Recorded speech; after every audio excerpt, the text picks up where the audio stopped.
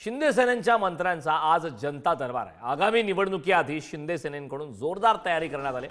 विविध उपक्रमांच्या माध्यमातून जनसंपर्क वाढवण्याचा सुद्धा प्रयत्न।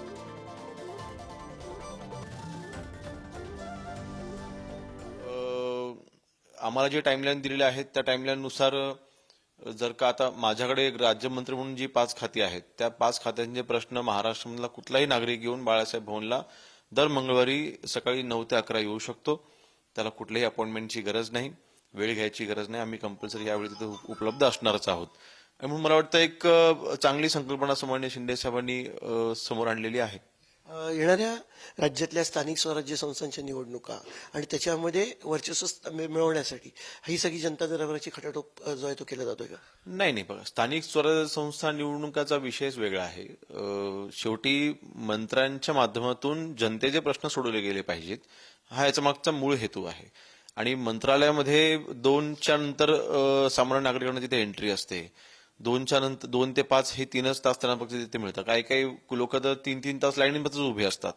आणि आता मंत्रालयाची आता सुरक्षेच्या दृष्टीने देखील आतमध्ये एंट्री होणं देखील जर थोडंफार तिथे थोड्या काळासाठी कठीण होणार आहे। आणि आतमध्ये गेल्याच्या नंतर तुम्हाला ज्या खात्याचं काम आहे त्या खात्याच्या फ्लोरचा तुम्हाला ऍक्सेस मिळणार, असं काही रिस्ट्रिक्शन तिथे येणार आहेत।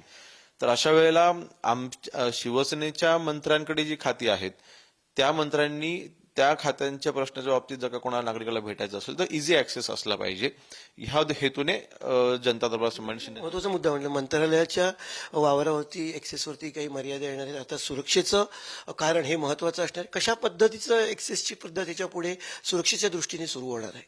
नाही, त्याच्यामध्ये कसं आहे, एखादा मंत्रालयामध्ये आलेली व्यक्ती ती व्यक्ती काही म्हणजे असं देखील निदर्शनास आलेलं आहे की मंत्रालयात गेलेली व्यक्ती अख्खा दिवस मंत्रालयातच असते।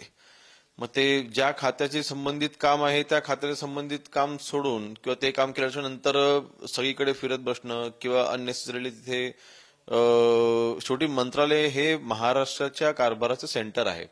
सगळे IAS अधिकारी सगळे मंत्री मंत्रालयामध्ये कशासाठी असतात तर तिथल्या असलेला जो त्यांचा मंत्रालयीन कारभार असतो तो करण्यासाठी आलेले असतात किंवा त्यांनी तिथे बसणं अपेक्षित असतं। पण अशा वेळेला काही व्हिजिटर्समुळे हा जो काही त्रास होत असतो आणि मिसमॅनेजमेंट होत असते, त्यामुळे थोडासा त्याच्यामध्ये सुसज्जता आली पाहिजे, थोडं मॅनेजमेंट आलं व्यवस्थित झालं पाहिजे या हेतूने तिथे, आणि सुरक्षेच्या दृष्टीने देखील अर्थातच।